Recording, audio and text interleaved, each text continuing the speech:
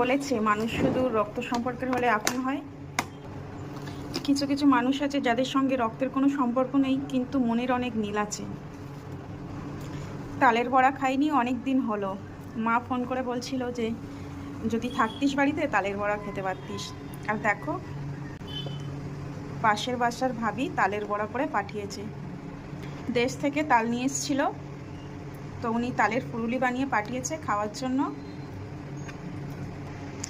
আর সঙ্গে এটাও বলছে যে দেশে থাকলে তো খেতে পারতে।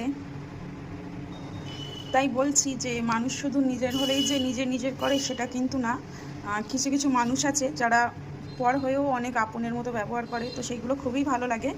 তো যেমন উনি দেশ থেকে তাল এনেছিল, তালের বড়া করে পাঠিয়েছে, আরও অনেক কিছু মাছ বিস্কিট বগেরা সব পাঠিয়েছে।